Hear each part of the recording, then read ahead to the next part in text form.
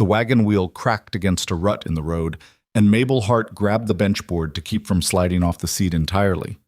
The driver, a leathery old man named Fenn, who smelled of tobacco and hadn't said more than a dozen words in 3 hours, didn't even glance at her. He just clicked his tongue at the horses and kept his eyes forward. That was fine. Mabel was used to being invisible. She steadied herself and looked out at the land spreading in every direction. Red earth, dry grass, a sky so wide and pale it looked bleached. They were well past Caldwell now, past the last real town with a hotel and a post office, and women on the boardwalk who would look through her rather than at her. Out here there was nothing but distance and the occasional dark smear of scrub brush on the horizon.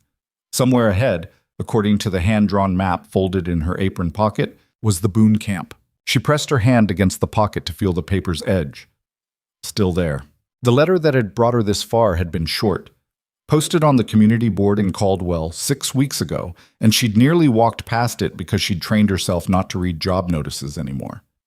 3 towns before Caldwell, she'd answered a posting for a boarding house cook, and the woman at the door had taken one look at her and said, "We need someone with more of a presentable figure. The guests have standards." 2 towns before that, a saloon had turned her away before she'd even opened her mouth. She'd spent the last year learning what it felt like to be assessed and found wanting in under 30 seconds. But something had made her stop at that board in Caldwell. Maybe she was too tired to keep walking. Maybe it was the plain language of the notice. No mention of appearance, no requirement for references from respectable establishments. It just said, "Camp cook needed. Frontier cattle operation, 30 miles south of Caldwell. Must be able to cook for 20 men, handle rough conditions, work without complaint. Apply in person or write to S. Boone, Box 4, Caldwell Post." She had written. Boone had written back. And now here she was in Fenn's wagon, rolling towards something that was probably going to turn her away the same as everywhere else. But at least it was movement. At least she was going somewhere, instead of standing still. Well, the camp appeared first as a smell. Smoke, cattle, horses. The faint iron and salt bite of men living rough. Then it resolved into shapes. A long, low cookhouse with a stovepipe leaking gray smoke, 3 bunkhouses, a corral where horses stood drowsing in the afternoon heat, and beyond it all, an open range that seemed to go on until the earth curved away. A water tank on stilts stood near the main building, and 2 dogs raised their heads when the wagon pulled in, but didn't bother getting up. A handful of cowboys stopped what they were doing to look. They had that particular stillness that men develop when they're sizing something up. Not hostile exactly, just watchful. One of them said something under his breath and 2 others laughed. Mabel stepped down from the wagon before Fenn could offer to help, which he hadn't been going to anyway. She landed harder than she intended and felt the dust puff up around her boots. She straightened her back and looked around the camp with an expression that she had practiced into something resembling calm. "Miss Hart?" The man who came toward her from the direction of the corral was not what she'd imagined from the letter. She'd pictured someone older, softer. Silas Boone was neither. He was somewhere in his mid-40s with a weathered face that had been out in the sun too long, close-cut gray-brown hair, and the kind of posture that came from years of carrying weight. He moved with a slight hitch in his left leg that he didn't seem to notice or care about. "That's me," she said. He stopped a few feet away and looked at her. But it was the kind of looking that was actually assessment rather than judgment. His eyes went to her hands first. She'd noticed that men who actually worked for a living tended to do that. "You cook for a big crowd before?" 12 years in my aunt's boarding house in Missouri," she said. "Breakfast, dinner, and supper every day. 30 guests at peak season. I can bake bread, cure meat, make do with short rations, and keep a fire and wind that'd put yours out inside of 10 minutes. How are you with sourdough?" "Better than you'd find anywhere between here and Kansas City." Something shifted in his expression. Not quite a smile, but close. "I'll want proof of that by morning." "You'll have it." He nodded once and turned toward the camp. "Fenn'll show you the cookhouse. You'll need to look over what we've got in stores and tell me what's missing." He paused without turning around. "The men are rough. They're good workers, but they've got opinions about everything, and they're not shy about sharing them. You handle that how you see fit, but I'll tell you straight, I run this camp clean. No nastiness, no cruelty. Man steps out of line, he deals with me." Understood, she said. He walked away, and Mabel let out a breath she'd been holding for what felt like the last 4 days. Deeds. The cookhouse was a wreck. Not filthy. Whoever had been cooking before her had at least kept a basic standard of cleanliness. But the organization was chaotic in a way that suggested no one had thought about workflow. The flour was stored too close to the heat. Half the spice tins weren't labeled. The cutting boards were warped and needed replacing, or at minimum a serious hour with a plane. The cast iron was good, which was a mercy, but the knives were appalling. Mabel stood in the middle of the cookhouse for about 3 minutes, taking inventory. Then she pulled an apron from her bag, tied it on, and started moving things. By the time the evening meal needed to go out, she had reorganized the dry goods, sharpened 2 of the better knives against the whetstone she'd found hanging on a nail, and put together a supper from what was on hand. Dried beans that she'd had soaking since an hour after she arrived, salt pork, cornbread in the Dutch oven, and a pan gravy that she'd stretched with the last of a small onion, and some dried herbs from the tin labeled only herbs that turned out to be thyme, and something she didn't recognize but that smelled right. She rang the bell at 6 o'clock and stood back. The men filed in with the particular loud quiet of a group trying to sound indifferent while being privately curious. They were all shapes, tall and short, young and not young, sun-dark faces under hat-marked foreheads.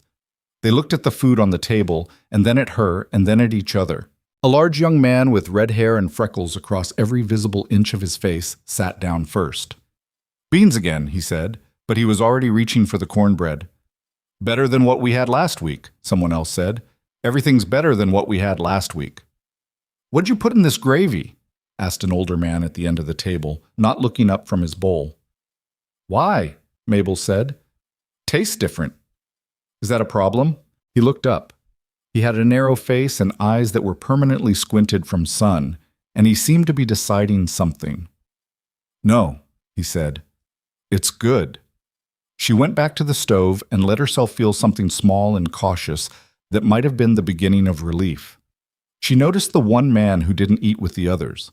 He was sitting apart, not outside, but at the far end of the cookhouse at a small separate table that seemed to exist specifically for the purpose of being away from everyone else. Dark hair that needed cutting, a face that would have been considered handsome if it weren't so deliberately closed off. He ate slowly and methodically, and he didn't talk, but he wasn't absent. His eyes moved around the room with a quality of attention that was different from the others. Most of the cowboys looked at things. This one seemed to be reading them. When he caught her looking, he didn't glance away or nod or make any of the small social acknowledgments that people usually defaulted to. He just looked back at her for a moment and then returned to his food. She turned back to the stove. "Who's that?" she asked the red-haired young man later when most of the crew had cleared out and she was washing up. He followed her gaze to the empty table where the man had been sitting. "Colton Reed," he said, and then seemed to feel that required no further elaboration. "He always eat alone?" "Pretty much." The young man, who had introduced himself as Tommy between his second and third helping of cornbread, shrugged. "He's not unfriendly, just keeps to himself. Does his work, doesn't cause trouble. Beyond that," he shrugged again. "Where'd he come from?" "Nobody knows. He showed up about 4 months before you. Boone hired him without much fuss. He's good with horses, doesn't complain, pulls his weight." Tommy picked up a dish and started drying it without being asked, which raised him considerably in her estimation. Some of the men tried to draw him out early on, card games, that kind of thing. He'd play, but he wouldn't talk. After a while, they mostly stopped trying. Mabel looked at the empty table again. The bench was pushed back exactly the same distance on both sides, perfectly symmetrical. It struck her as the gesture of someone who was used to being careful about things. "What do you think of him?" she asked. Tommy considered this with more seriousness than she expected. "I think he's the kind of man who's carrying something," he said. "But I couldn't tell you what." She made the sourdough that first night, working the starter she'd brought in a sealed jar from Caldwell, mixing the sponge by lantern light while the camp went quiet around her. She liked this hour, the work, the smell, the particular satisfaction of doing something that required both knowledge and patience. Her Aunt Vera had taught her to bake when she was 7 years old, and the lessons had stuck with her through everything else that hadn't. Vera had been the one person in Mabel's life who had never once made her feel like her body was a problem to be solved. "You're built like your grandmother," Vera had said, which had been offered as simple fact. Your grandmother could carry a calf by herself if she had to. Some people are made for ease and some are made for endurance. You got the endurance kind. Mabel had thought about those words more times than she could count. In the boarding house in Missouri, in the months after Vera died and she'd been too proud to ask her cousins for help, in every doorway where someone's eyes had done their quick calculation and come up short. She set the dough to rise and went to bed on the narrow cot in the small room off the back of the cookhouse that was apparently hers. The mattress was lumpy, and the window didn't close all the way, and something out on the range was making a sound she couldn't identify. She was asleep in under 4 minutes. Torched. The bread came out right. She knew it before she pulled it from the oven. The smell was exactly as it should be. That particular yeasty warmth that meant she'd gotten the rise right. She tapped the loaves and heard the hollow sound that meant a good crust, and she set them on the board to cool and went about making breakfast. When the men came in that morning, the bread was on the table in thick slices with butter and honey she'd found at the back of the stores. The silence that fell over the cookhouse was a different kind of silence than the night before. This one had texture to it. "Lord have mercy," said Tommy, and she decided not to correct him. The older man with the squinting eyes, who she'd learned was called Deke, and who seemed to serve as an informal spokesman for the crew's collective mood, picked up a slice and ate it in 2 bites, and then sat very still for a moment. "You make this from scratch?" he asked. "I don't know another way," she said. He nodded slowly. "All right," he said, as if settling something. "All right." It wasn't a standing ovation. It wasn't even particularly warm, but from Deke it was apparently the equivalent because by mid-morning the men were treating her with a different quality of attention. Still watchful, still reserved, but no longer dismissive. When she asked 2 of them to move the flour barrels away from the stove, they did it without comment. When she posted a note on the cookhouse door about meal times, no one took it down. She was building something. She could feel it the way you feel a fire catching, small and uncertain, but real. On the 4th day, she had her first real trouble. A man named Vance, heavy-set, slow-moving, with a permanent expression of mild grievance, came into the cookhouse an hour before supper and told her he didn't want what she was making. He wanted beefsteak, and he wanted it now. "Supper's at 6, she said, without looking up from the pot she was stirring. "I'm hungry now." "So is everyone. Supper's at 6. "I've been working since before dawn," he said, and his voice had taken on that particular low quality that men used when they wanted to communicate menace without quite committing to it.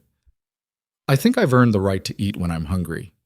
She put the ladle down and turned around. Vance was several inches taller than her and broad across the shoulders, and he was looking at her with an expression that assumed this conversation was going to go his way. "You've earned the same meal at the same time as every other man in this camp," she said. "If you want beefsteak, you're welcome to take yourself out to the corral and negotiate with the cattle directly. Otherwise, supper's at 6. He stared at her. She looked back at him. "This is my cookhouse," she said, keeping her voice level.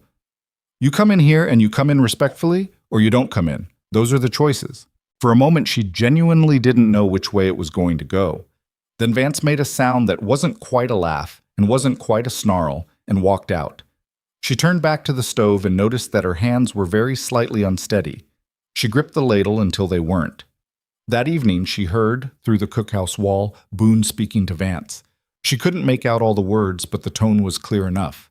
Vance didn't say much in response. He came to supper at 6 o'clock like everyone else, and ate without speaking to her. She served him the same as she served everyone else. That was what fair looked like, even when she didn't particularly feel like being fair. What? Colton Reed did not cause her any trouble. He didn't cause anyone trouble, as far as she could see. He showed up for meals, ate what was put in front of him, helped stack the woodpile one morning when she was struggling with the axe without being asked or making any comment about it, and then walked away before she could say anything. She watched him the way she watched things she didn't understand yet, not obsessively, but with the background attention of someone keeping a question open. He was good with horses. She'd noticed that the first week, watching from the cookhouse window. He handled the animals with a quiet patience that was different from the efficiency of the other cowboys. Where they moved horses with authority, he seemed to be in some kind of negotiation with them. She'd seen him spend 20 minutes with a skittish mare that had spooked during a storm, not doing anything in particular, just standing close, one hand on her neck. He read at night, a small book. She'd seen it tucked in his jacket pocket. She didn't know what it was. Once, passing the corral in the late evening, she'd overheard him talking to one of the younger cowboys, a boy named Eli, who was maybe 17 and prone to homesickness. Colton was explaining something about how to read the sky before a weather change. His voice was different when he talked that way. Still quiet, but with a quality of care underneath it that his usual silence didn't suggest. When he noticed her standing nearby, the quality didn't disappear exactly, but it contracted, like a light turned down. She thought about what Tommy had said. He's carrying something. She understood that particular weight. She'd been carrying her own version of it for years. The accumulated evidence of being told, in 100 small ways, that she didn't quite fit. That the space she occupied was the wrong shape for the room she tried to enter. She didn't know what Colton Reed was carrying, but she recognized a person who had learned to hold their weight carefully, so no one could see how heavy it was. Bop it.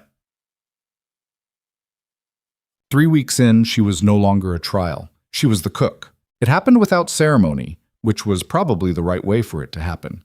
She'd simply been there long enough and done the work consistently enough that she'd passed from being something uncertain into being something relied on. The men remembered her preferences, that she liked the woodpile stacked a certain way so she could get to it easily, that she needed the water barrel refilled before 7 in the morning, that she kept a tin of coffee on the back of the stove from 5 a.m., onward for anyone who needed it. Small accommodations. But they added up to something. Boone stopped her one morning after breakfast as the men were heading out. "You're making this work," he said.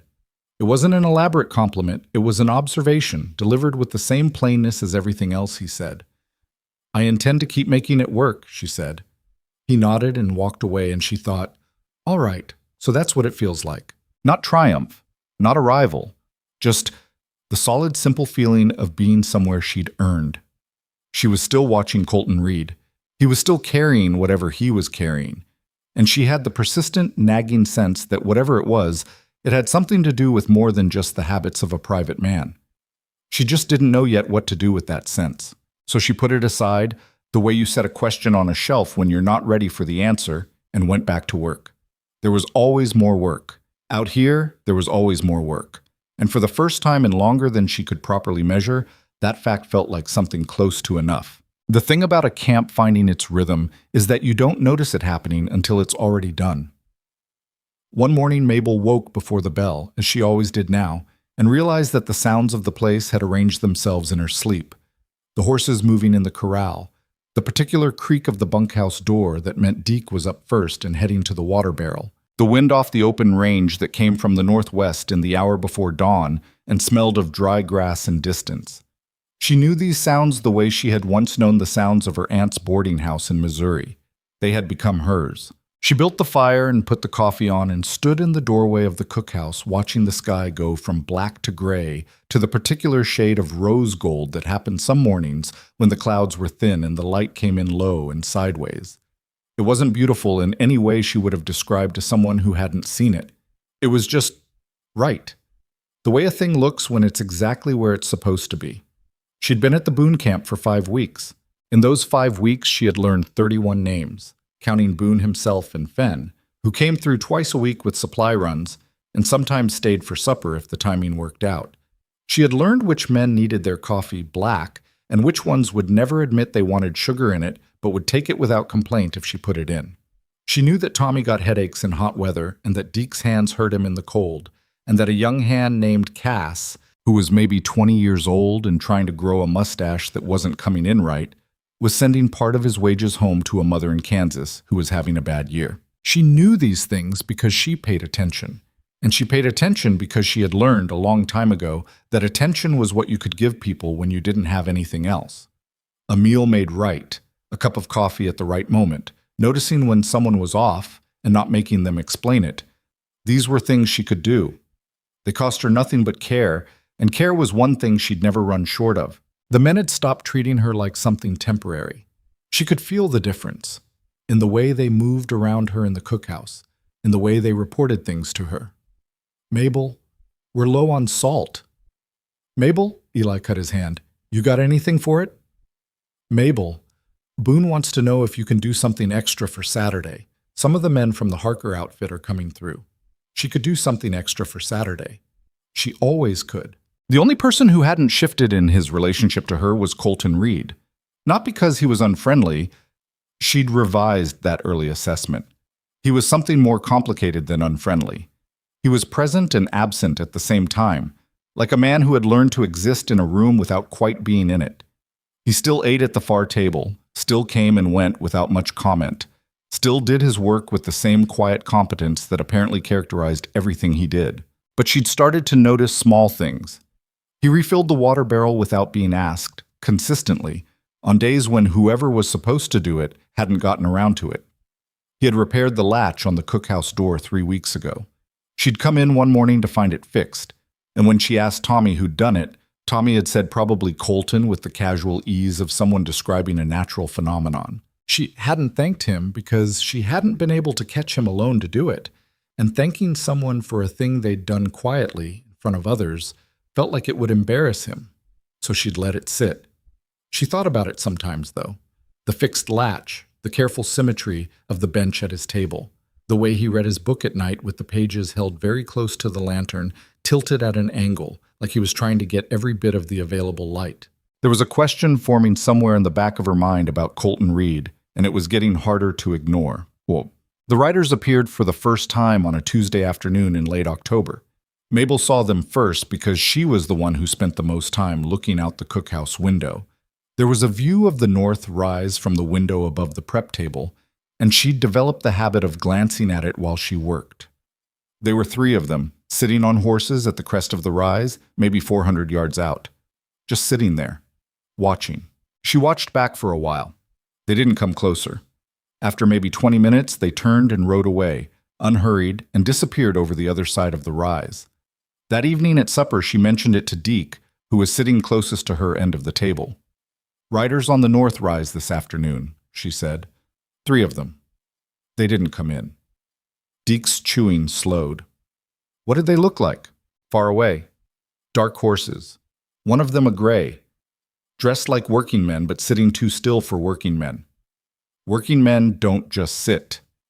Deke looked at the man across from him, a veteran hand named Purvis who had a scar along his jaw that he never talked about.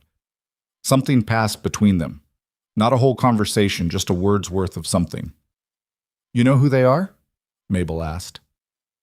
"No," Deke said, which she didn't entirely believe. Boone was at the far end of the table and she couldn't tell if he'd heard. He didn't look up from his food, but she'd noticed that Boone was a man who was always listening to several things at once. She looked at the far table. Colton was eating. His face was pointed at his bowl, but his eyes, she noticed, were aimed slightly sideways. Not at her, not at Deke, but at the north-facing wall of the cookhouse. At the window she'd been looking out of when she saw the riders. He'd heard. And something about his stillness was different from his usual stillness. His usual stillness was settled. This was the stillness of someone holding a position. She turned back to the stove and didn't say anything else. Except the riders came back Thursday. Same position, same unhurried watching, same eventual departure. This time, 2 of the cowboys saw them too, Cass and a man named Burl, and by supper time the camp had the particular low-grade buzz of people not quite talking about something that was bothering them. "Probably just drifters scoping the range," Burl said, not convincingly. "Drifters don't sit still that long," Cass said. "Some do." "Not like that." Mabel set the pot down on the table and said, "Has anyone told Boone?" "He knows," Deke said. "What did he say?" Deke picked up his fork. "He said not to worry about it." The silence that followed was the kind that accumulates meaning rather than releasing it. Not to worry about it was the kind of thing you said when you were already worrying about it and didn't want to make it worse by saying so out loud. That night, lying on her narrow cot, Mabel listened to the range sounds and thought about the riders. She wasn't a woman who frightened easily. She'd learned early that fear was a thing you could acknowledge and then set to one side if you needed to, the way you put a hot pan down on a stone rather than holding it.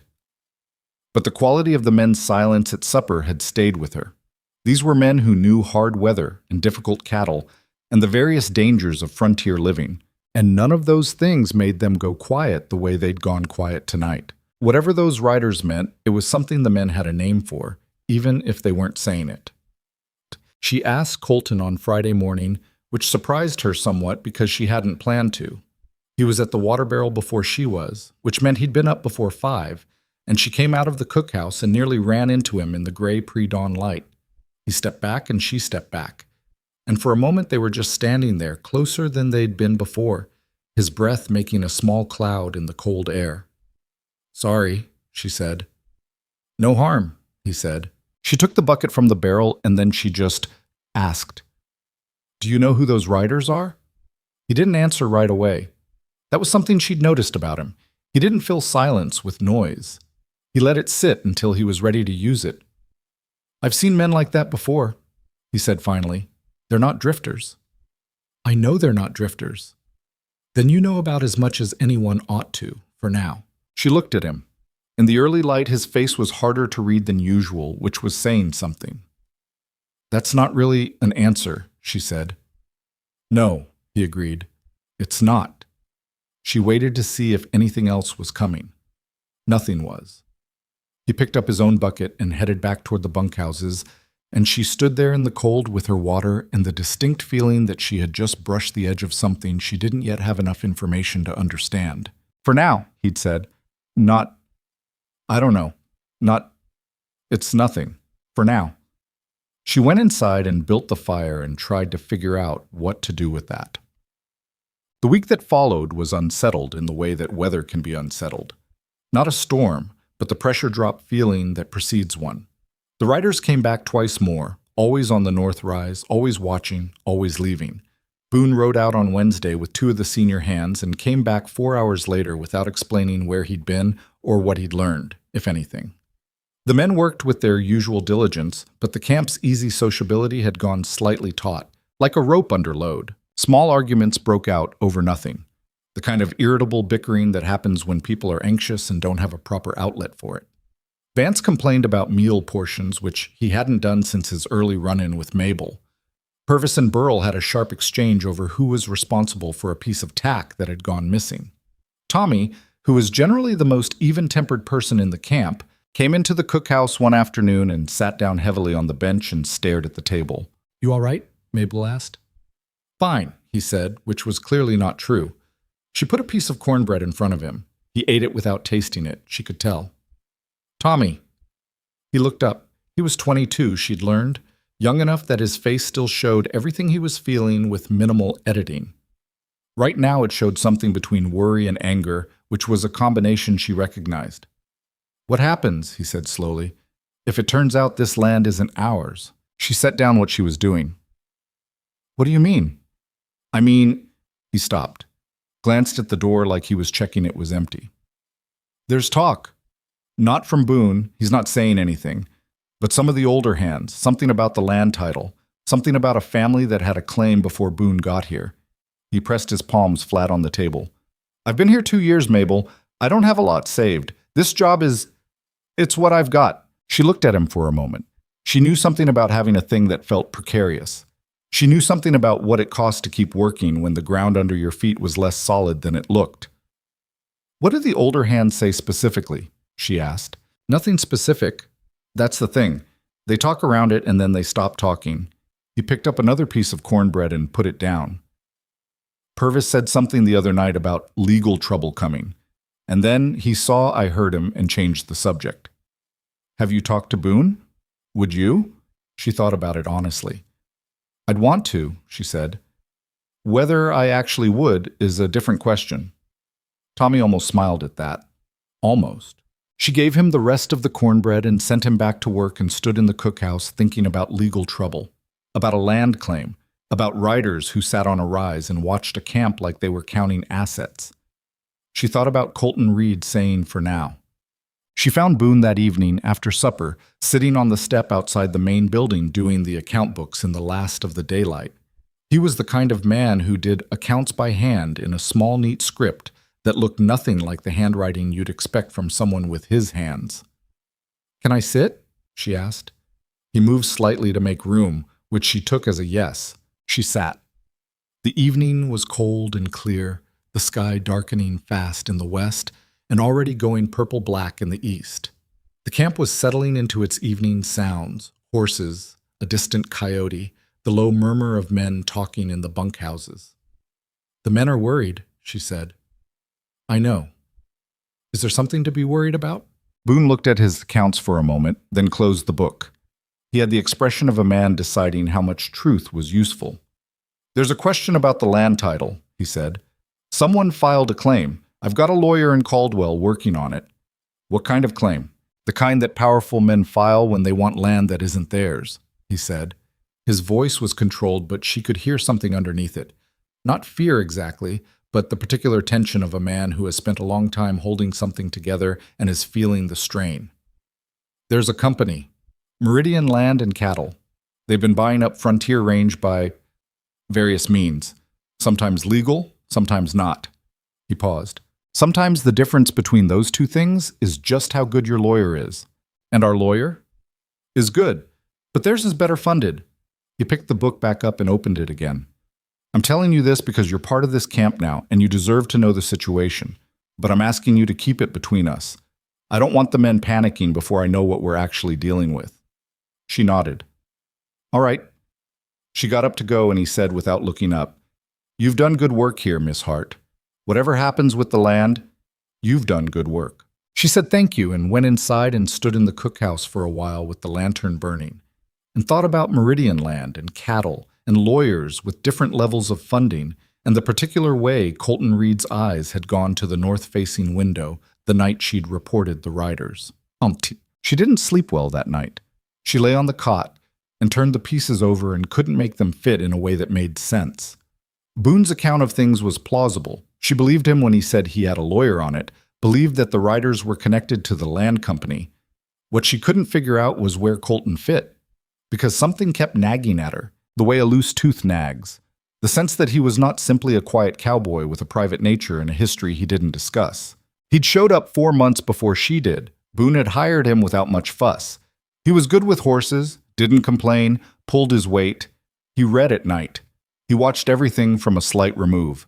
And when she'd asked him about the riders, directly, with no softening, he'd said he'd seen men like that before, and had refused to say anything that wasn't technically true, while also not telling her anything useful. That wasn't how a cowboy talked. That was how a man talked when he was being careful. She got up at 3 in the morning and went to the cookhouse and made a pot of coffee because she wasn't going to sleep, and she might as well be warm. She sat at the prep table with her hands wrapped around the cup and thought, what did she actually know? He was private, he was careful. He paid attention to things in a way that went beyond what the work required. He had shown up months ago and integrated himself into the camp so smoothly that no one had questioned his presence. And she knew from experience that a camp like this questioned everyone's presence, at least initially. Men who showed up without recommendation, without history, without the usual stories of where they'd been and what they'd done, those men got tested. Colton had apparently not been tested, or had passed so easily that the test hadn't registered. Why would Boone hire someone like that without question? She sat with that for a long time. A sound from outside, soft, deliberate. Footsteps. She didn't move, just turned her head. The cookhouse door opened a few inches and then stopped when whoever was there saw the light. "Come in," she said. The door opened the rest of the way. Colton stood in the frame, his jacket on over his clothes, clearly not having slept either.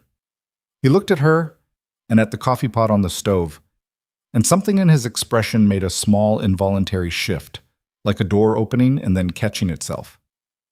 "Didn't mean to bother you," he said. "Coffee's hot," she said. "Sit down or don't, but don't just stand in the doorway." He came in. He got a cup from the shelf.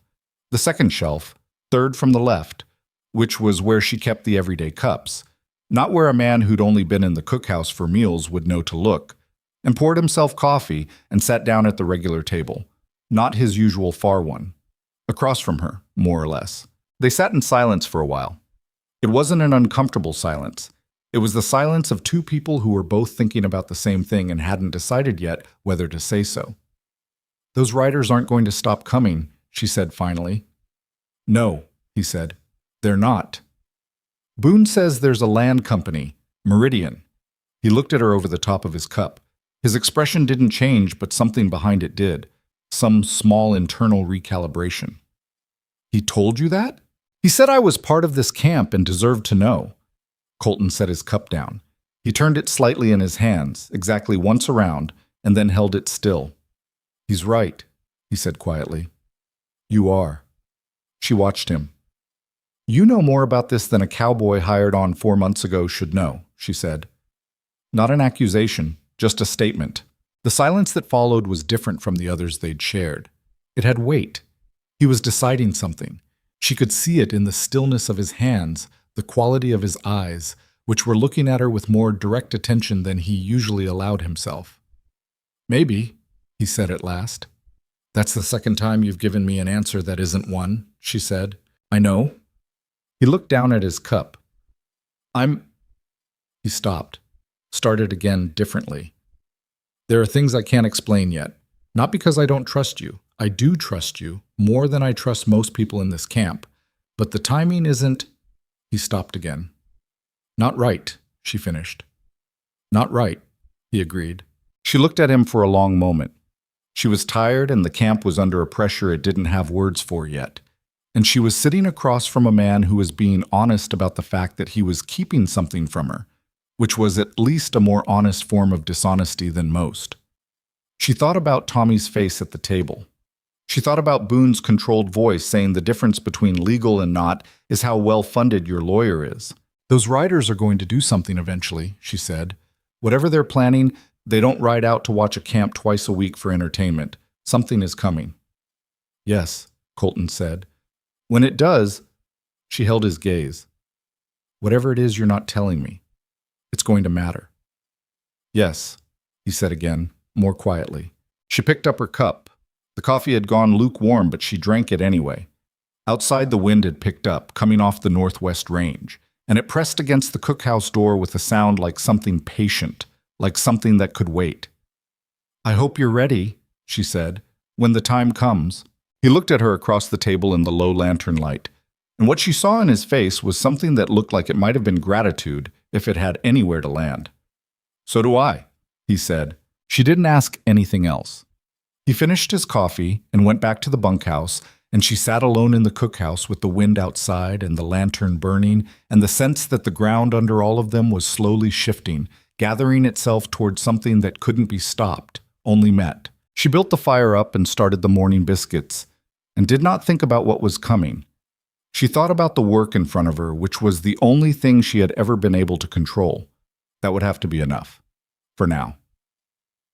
The biscuits burned that morning. Not badly. She caught them before they went past salvage. But enough that the bottoms were dark and the smell of scorched flour hung in the cookhouse through breakfast. Nobody said anything about it, which was its own kind of statement.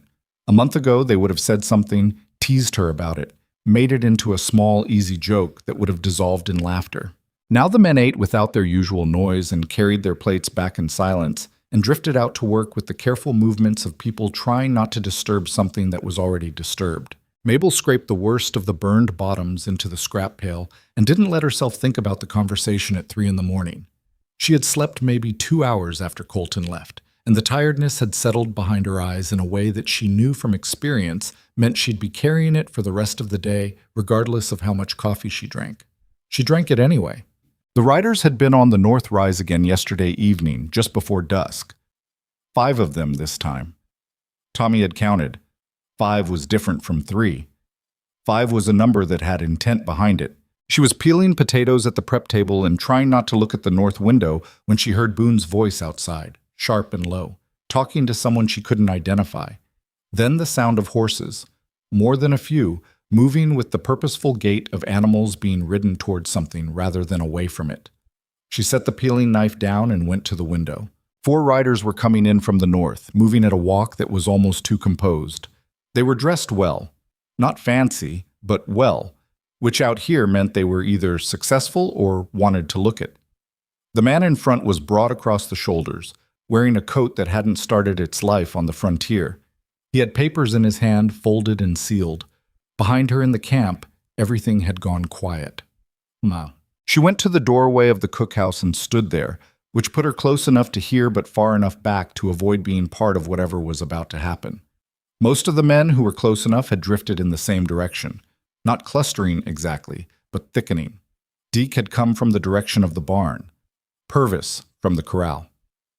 Tommy appeared from somewhere and positioned himself slightly behind Mabel's right shoulder, which she suspected was because standing near her had recently become, in some unspoken agreement, the safest neutral position in the camp. Boone met the riders in the open ground between the cookhouse and the corral. He stood with his hat pushed back, arms at his sides, which was the posture of a man who was making a deliberate effort to appear less tense than he was. The broad-shouldered man dismounted. Up close, he was younger than she'd expected, mid-30s maybe, with a clean-shaved face and the particular smile of someone who spent a lot of time convincing people of things. "Mr. Boone," he said, "my name is Garrett Aldous. I represent Meridian Land and Cattle." "I know who you represent," Boone said. Aldous unfolded the papers and held them out.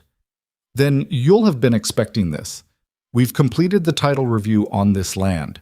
The original deed registered under the Harker estate in 1871 was never properly transferred. Meridian has acquired the Harker estate's outstanding interests, and under territorial law, that makes this land That land was sold," Boone said. "I have the transfer documents." "We've reviewed those documents." Aldous' smile didn't waver. "Our legal team has determined they don't meet the requirements for a valid conveyance under the 1868 Territorial Act. The notarization was improper. We're prepared to give you 30 days to get off my camp," Boone said. The smile stayed. "Mr. Boone, you've delivered your papers. I've seen them before from your lawyers in Caldwell. You don't need to read them to me." Boone's voice was steady, but there was something under it that made the air in the camp feel thinner. "Now get off my land." Aldous looked around the camp, slowly, pointedly, like a man taking inventory. His eyes moved over the bunkhouses, the cookhouse, the corral, the men standing in clusters. He folded the papers and tucked them back into his coat. 30 days, he said pleasantly. "I'll leave a copy with you." He set the folded papers on the fence post nearest to him and remounted, and the four of them rode out the same way they'd come in, at the same too-composed walk. Nobody said anything until the sound of hooves faded. Then everyone started talking at once. It wasn't an argument exactly. It was more like a sudden release of pressure. Everyone's fear and anger and confusion finding their way out through the nearest available opening. Purvis was saying something about lawyers and courts. Burl was asking whether Boone had known about the notarization problem. Cass was not saying anything, but had gone a bad color under his tan. Vance, from the back of the group, said something about whether they'd be compensated if they had to leave, and three other men turned on him simultaneously with varying degrees of hostility. Boone had picked up the papers and was reading them, and his expression was the most controlled she'd ever seen it, which was not reassuring. Controlled like that meant he was reading something that required control. Mabel looked across the yard to where Colton was standing. He was alone, as usual, slightly apart from the cluster of men. He had watched the whole exchange from near the corner of the barn, and he was still watching now, but there was something different in his posture than there had been before. The careful, contained quality was still there, but something underneath it had changed. He looked like a man who had been waiting for a particular thing to happen and had now watched it happen and was deciding what to do next. She crossed the yard toward him. She didn't hurry. She walked like she was going about her regular business, which she was not, and came to stand near him at the barn corner, and she looked at him and didn't say anything and waited. He looked at her. The camp noise was still going on behind them. Raised voices, the scrape of boots, someone slamming a door. "You knew they were coming," she said. Not a question. "I thought they'd come eventually," he said carefully. "That's not the same thing as not knowing." She kept her voice low and level. She was tired and worried, and her patience for careful non-answers was somewhere around the bottom of the barrel. "Colton, those papers say the land isn't Boone's. The men are going to panic. Some of them are going to leave. Some of them are going to do something stupid because they're scared, and there's nothing useful to do with scared on a frontier camp." She paused. "Whatever you know, now is the time." He looked past her at the camp and then back at her. She could see him thinking, not stalling, actually thinking, working something through. "The notarization issue is real," he said quietly. But it doesn't mean what Aldous said it means. The 1868 Act had amendments in 1872 that Meridian's lawyers are deliberately ignoring. Boone's transfer documents are valid, but proving that requires someone with the right knowledge to stand up in front of a territorial judge and make the argument. She studied his face. How do you know that? He said nothing. Colton. She said his name the way you said a thing when you needed it to stay still. How do you know the specific details of a Territorial Land Act from 1872? The silence stretched. From across the yard, Boone's voice rose briefly. He was telling the men to settle down, to go back to work, to let him handle it. Whether they would remain to be seen. Colton looked at her for a long moment, and then he did something she hadn't expected.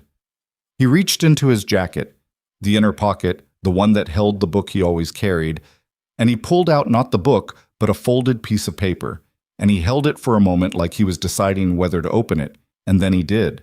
It was a document, the kind of document that had official seals on it. She could see partial words from where she stood, deed of conveyance, and in the name of, and a date that was more recent than the Harker estate documents Aldous had referenced. This land, Colton said, was purchased outright, not transferred under the Harker conveyance.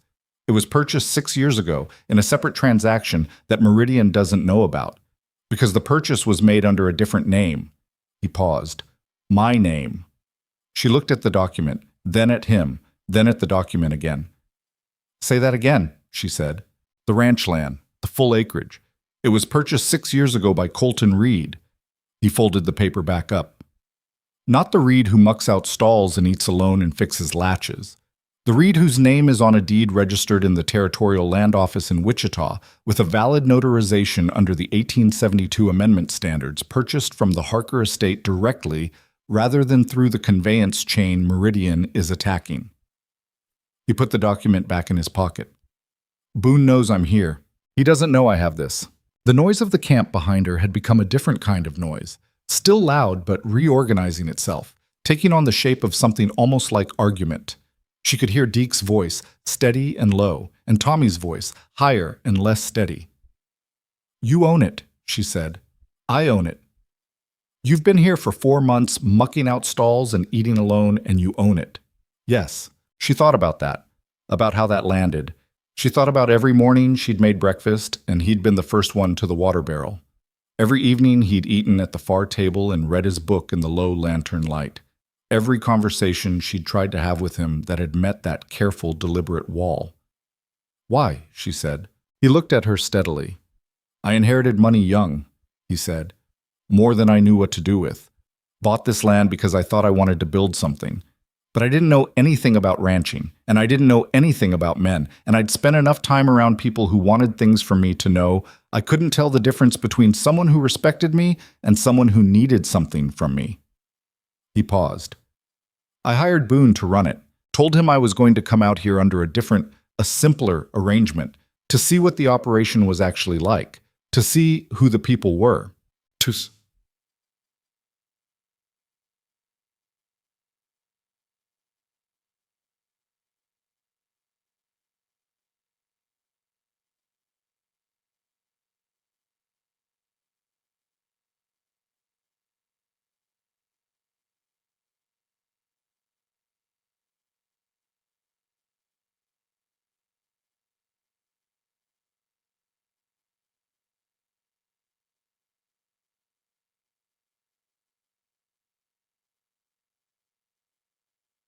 said. Jesus.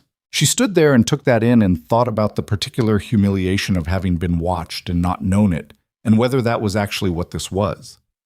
She decided it wasn't, or at least it wasn't only that. She thought about the fixed latch and the water barrel and the 20 minutes with the skittish mare in the rain and the way he'd looked at her at 3 in the morning in the cookhouse, saying, I do trust you, more than most people in this camp. He'd meant that. She was fairly certain he'd meant it.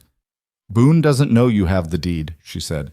No, I wanted to understand the situation before I changed things for everyone.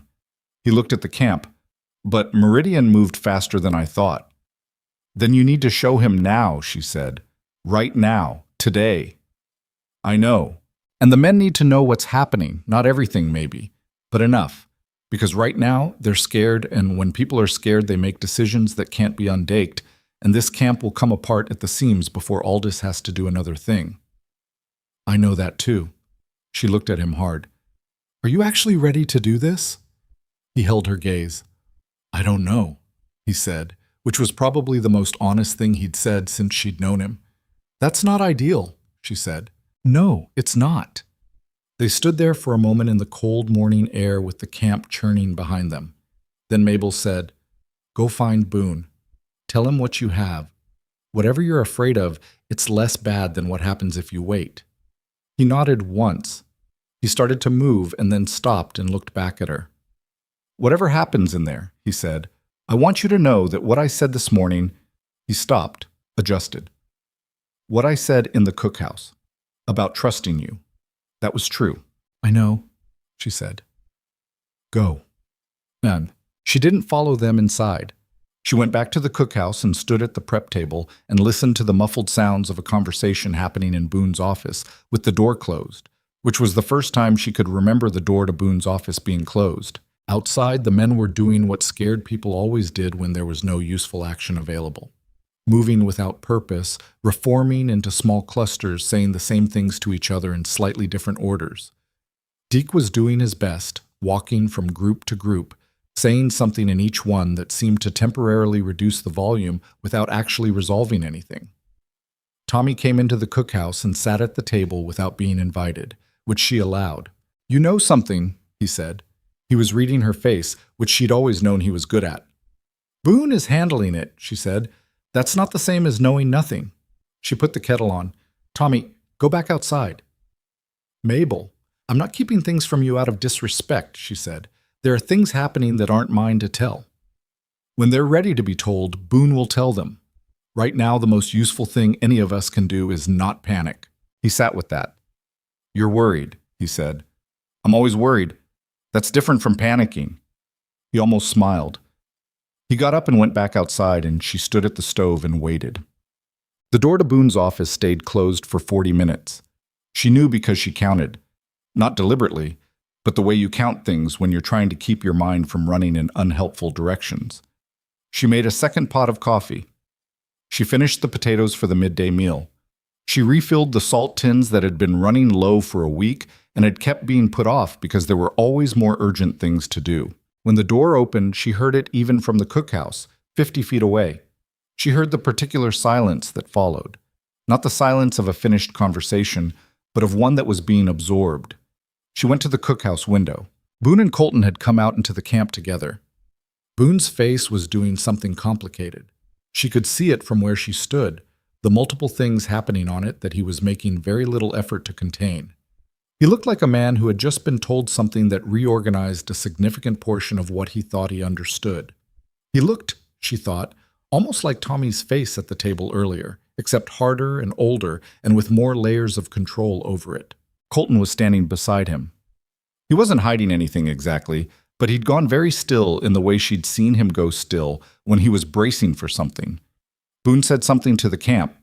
She couldn't hear the exact words from inside the cookhouse, but she could hear the tone, loud and deliberate, the voice of a man calling order. The men turned. The small clusters dissolved into a loose gathering. She went to the cookhouse door and opened it. I need everyone to hear this, Boone was saying. He had the folded document in his hand, the one from Colton's jacket pocket.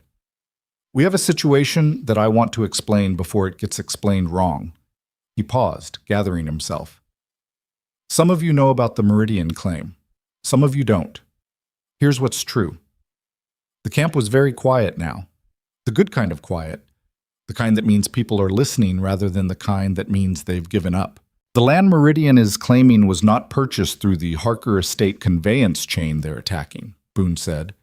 It was purchased separately, outright 6 years ago. There's a clear deed registered in Wichita under the 1872 amendment, which Meridian either doesn't know about or is hoping we don't know about. He paused again, and she could see him making a decision about how to say what came next.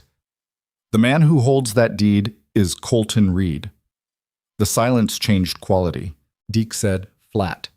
The cowboy. Yes. The pause that followed was the kind that had texture to it.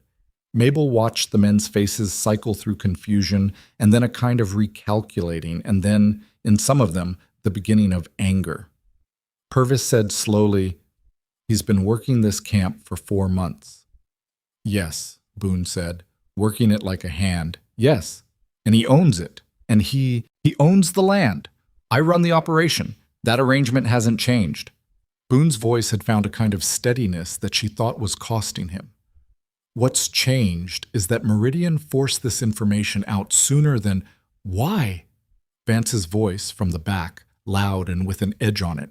"Why did he work here like one of us if he's the one who owns it? What was the point of that?" Every head turned to Colton. He didn't step back. He'd known this was coming. She could see that he'd known. And he stood his ground and looked at the men and said, "Because I didn't know you." Vance made a sound that was somewhere between a laugh and something uglier. "You didn't know us." "I didn't know any of you." Colton's voice was even. Not apologetic, but not defensive either. "I knew what Boone told me, that he had a good crew of hard-working men. But I've known people who told me things were one way, and I took their word for it, and I was wrong too." He paused. "This land is where I was going to put everything I had. I wanted to know for myself what kind of men were building it and what kind of operation Boone was actually running. Not from reports, not from letters, from being here. That's—" Purvis stopped and started again. "That's a hell of a thing to do to men who thought you were one of them." "I know it is," Colton said. "You were watching us." "Yes." Another silence. She could feel it going different ways, the anger in it pulling against something else. Something that didn't have a name yet, but that was working against the anger underneath. Deke spoke from where he was standing, off to one side. His voice was quiet and carried the particular weight of a man whose opinion the group actually respected. "What did you see?" he said. Colton looked at him. "What?" "You were watching us for 4 months." Deke's squinted eyes were on him steadily. "What did you see?" The camp waited. Colton looked across the gathered faces. Tommy, Cass, Purvis, Burl, Vance, the rest of them. His gaze moved slowly, like someone taking account of something he'd been keeping careful track of. "I saw men who work without being told to," he said. "Men who cover for each other when someone's having a bad stretch without making a production of it. I saw—" He stopped and began again. "The night that horse foaled in October and we were up until 2 in the morning, nobody asked anyone to stay. Everyone just did. That's—" He seemed to be having some difficulty with the words, which she thought was probably genuine. "I've been around enough people in my life to know that what I saw here is not what you find everywhere." The camp was still. Then Cass, who was 20 years old and had a mustache that still wasn't coming in right, said in a voice that was trying very hard to sound casual, "Does this mean we're keeping our jobs?" Boone made a sound that was almost, not quite, but almost, a laugh. "Yes," he said. "Nobody's losing their job." The silence broke open, not into celebration, exactly. The situation was too complicated and the feelings too mixed for that. But the quality of tension changed. Some of the anger was still there. She could see it in Purvis's face and in Vance's set jaw. And that was fair. That was going to take longer. But the fear, the particular cold fear of men who thought they were about to lose their footing, that had changed shape.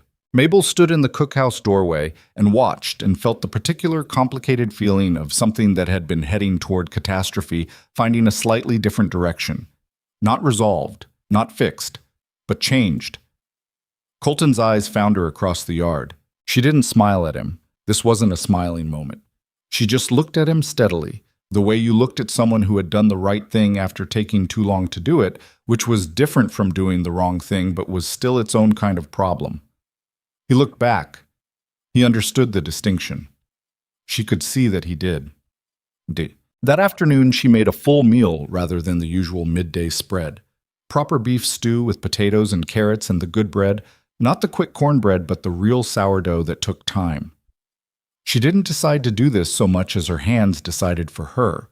When people were shaken, you fed them something that took effort. Not because it fixed anything, but because it said, someone here put time into this. Someone here thought you were worth the time. Men who had been talking in tight, unhappy clusters came into the cookhouse and sat down and ate, and the act of eating together did what eating together has always done, which is reduce the world to a manageable size for a few minutes. Deke ate 2 bowls and didn't say anything to her. When he put his bowl in the wash bucket on the way out, he stopped beside her and said quietly, "You knew." "Not all of it," she said, "but something." "Something." He nodded slowly. "You could have told us sooner." "It wasn't mine to tell," she said. He stood there a moment longer, then, "The stew's good," he said, and went out. Colton came in last as she was finishing the cleanup. The cookhouse was empty by then. He stood at the threshold, uncertain in a way she hadn't seen from him before. "Sit down," she said.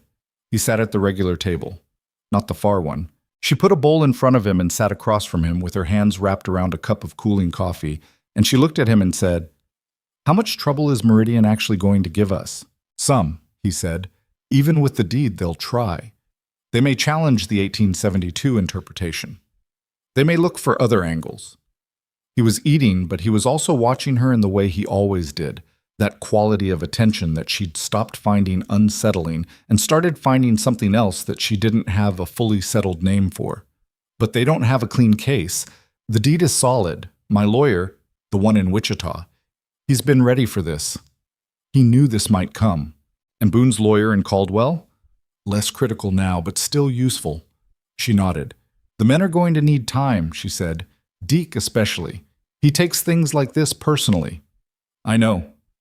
"Purvis too. He's not as steady as he looks." "I know that too." He paused. "I should have told Boone sooner about the deed. He didn't know I had it." A beat. He was not fully pleased about that.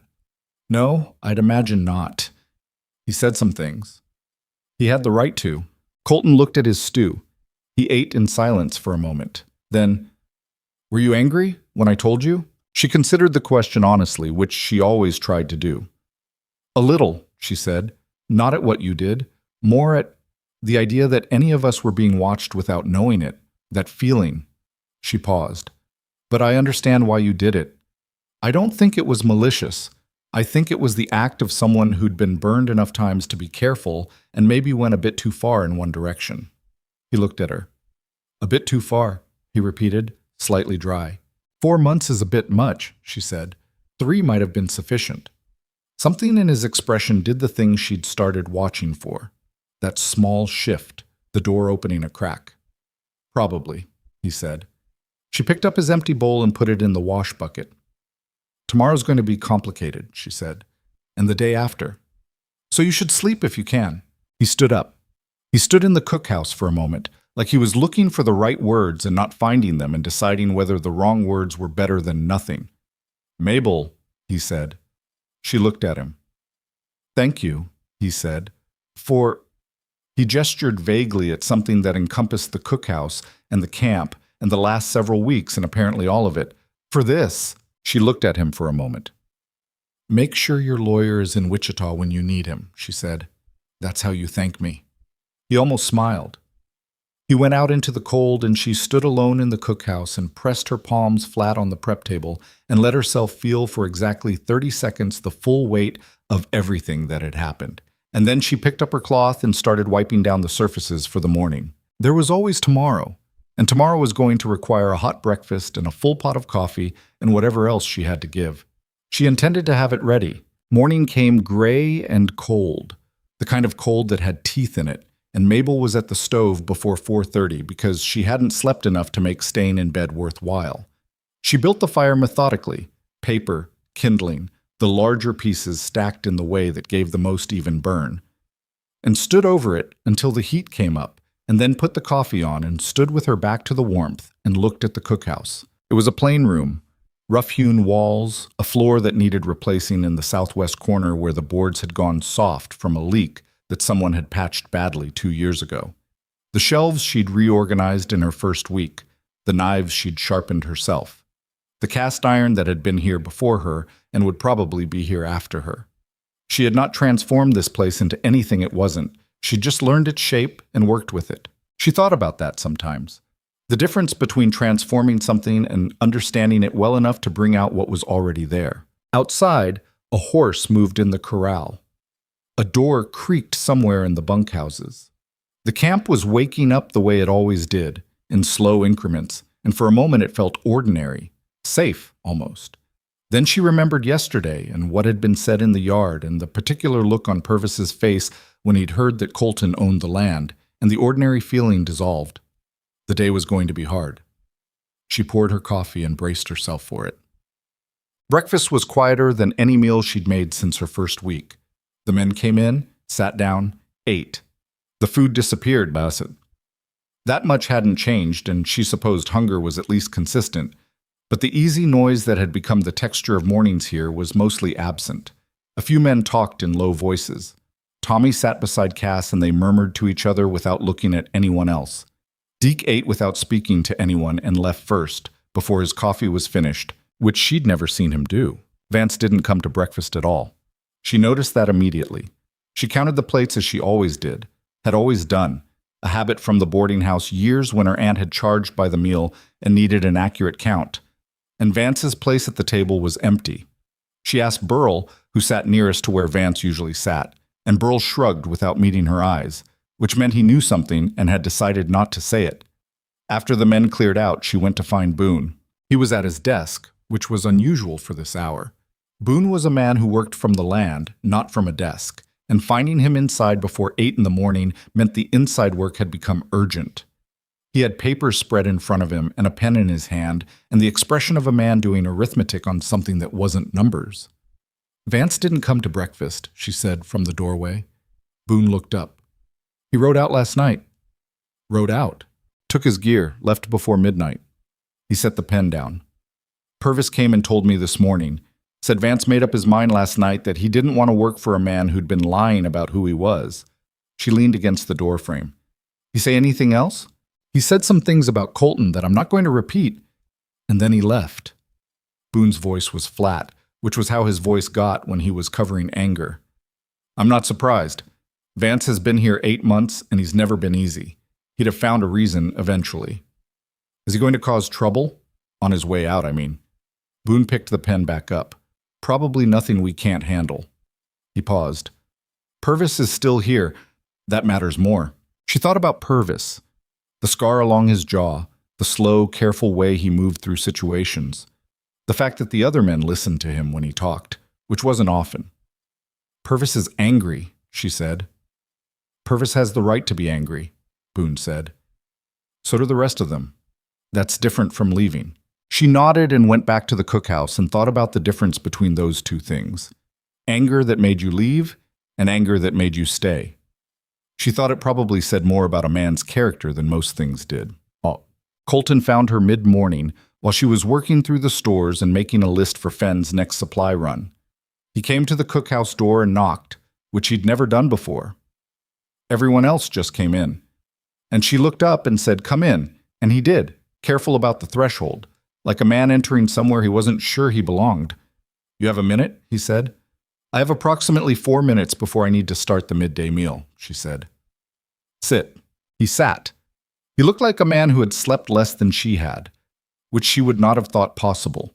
There were shadows under his eyes, and his jaw had more than the usual amount of stubble, and he held himself with the particular careful stillness of someone whose nerves were closer to the surface than usual, and who was doing the work of keeping them from showing. Vance is gone, she said.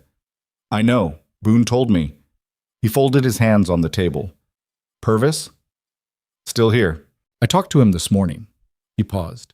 It did not go well. What did he say? He said a lot of things. Most of them were fair. He looked at his hands. He said that a man who works beside you every day while knowing he owns what you're working on is not living straight, and he's right. Even if my reasons were sound. The way I did it, it wasn't... He stopped, looked for a better word and apparently didn't find one. It wasn't clean. No, she agreed. It wasn't. He looked up at her. She was watching him with the expression she'd developed for moments when she had a clear opinion and was deciding how useful sharing it would be. She decided to share it. You can't fix the 4 months, she said. That's done. What you can do is be honest about every single thing from here forward and let people decide for themselves whether that's enough. Some of them won't decide it is. Probably not. You'll lose some. She picked up her list and looked at it briefly. You already have. He was quiet for a moment. Then, there's something I need to talk to you about what I'm planning to do with the land. She set the list down. I'm listening. He took a breath. When I bought this land, I had an idea of what I wanted. I was going to build something. A proper operation, my name on the gate, all of that. He paused. What I actually found when I got here was that Boone had already built something, and the men who work here built it with him. And what I came in as, the silent owner, the man in the background, that's not actually what this place is or what it should be. He looked at her directly. I'm not going to claim the ranch and run it from a distance, and I'm not going to sell it. I'm going to change the arrangement. Mont. She waited. Every man who's been here more than a year gets a permanent position guarantee. Not just employment, a written agreement that ties a portion of the operation's value to the length of their service, something they can build on. He said it plainly, without flourish, like he'd been working the words down to their plainest form for a while now. Boone keeps full operational authority. The land is legally mine, but the decisions about how to run it are his. And anyone who's built something here and wants the security of knowing it's theirs to stand on, they get it. She looked at him for a long moment. She thought about Tommy's face at the table. This job is what I've got. She thought about Cass sending wages to his mother in Kansas. She thought about Deke's hands hurting in the cold, and Purvis's careful anger, and even Vance, who'd ridden out angry rather than stay and deal with it, which was at least an honest response to an honest feeling. Have you told Boone? She said. Not yet. I wanted to tell you first. She considered why he'd done that and what it meant, and decided not to pull at it directly. Why? He looked at her. Not the careful sideways way he usually looked at things, but straight. Because you're the one who told me to go talk to him yesterday. Because you've been the steadiest person in this camp since the day you got here. Because... He stopped. Because I think your opinion of the plan matters. Not just practically. I want to know if you think it's right. The cookhouse was quiet except for the fire and the distant sound of the camp going about its morning. She thought about what he'd said. Not the plan itself, which she thought was sound, but the act of asking, the particular vulnerability of it. It's right, she said. It's right in a way that will make some people trust you and some people suspicious of the timing, and both of those responses will be fair. She picked up the list again. But it's right. He nodded once. The tension in his hands eased slightly. Go talk to Boone, she said, and then talk to the men, all of them together, not one by one. One by one is for when you're doing damage control. What you're doing now should be said in front of everyone. He stood. He hesitated at the door in that way he'd started doing, where he seemed to be checking whether there was something he'd forgotten to say. Colton, she said without looking up from her list. You're going to be fine. He went out. She wasn't completely sure that was true, but she'd said it because it was the thing he needed to hear, and because, on balance, she thought the odds were decent. Boone's reaction to the plan was not what Colton had expected, which Colton told her later with the expression of a man who had underestimated something he should have known better than to underestimate. He was angry? She asked. Not angry exactly. Colton was sitting at the regular table again. It had become his table now, she'd noticed. The one at the center, rather than the edge. He said he didn't want it. She looked up from what she was doing. Want what? The guarantee, the arrangement, the written authority. Colton shook his head slightly. He said he didn't need paper to tell him he ran this operation. He said if I trusted him, I trusted him, and if I didn't, then paper wasn't going to fix it. He's not wrong, Mabel said. He's not wrong, but he's also... Colton stopped. He's also not thinking about the other men. He's thinking about his own pride, which I understand. But the men who've been here 2 and 3 years, they don't have Boone standing. They need the security even if he doesn't. She thought about that. So tell him that. And? He told me to go to hell, and then he sat down and picked up a pen and said, "Where does he sign?" She turned away so he wouldn't see her expression, which was doing something she didn't want to have to explain. She composed herself and turned back. When are you doing this with the men? This afternoon. Boone's calling them in after the midday meal. She nodded. I'll make sure there's food out. People are less likely to say something they can't take back when their hands have something to do. He almost smiled. Is that a strategy? It's a theory, she said, based on 11 years of feeding people in difficult situations. She set out cornbread and coffee and cold beef sliced thin, which was not the usual midday arrangement, but which gave the men something to occupy their hands without requiring them to sit formally at the table. She'd thought about this. A formal seated arrangement would feel too much like a meeting, which would make the defensive ones more defensive. This way they could stand and move and come back for second pieces of cornbread without it being a statement. She stood at the stove and did not participate, but she heard everything. Boone spoke first, which was right. He was the operational authority, and him speaking first signaled to the men that this had his sanction. He laid out the arrangement in plain terms.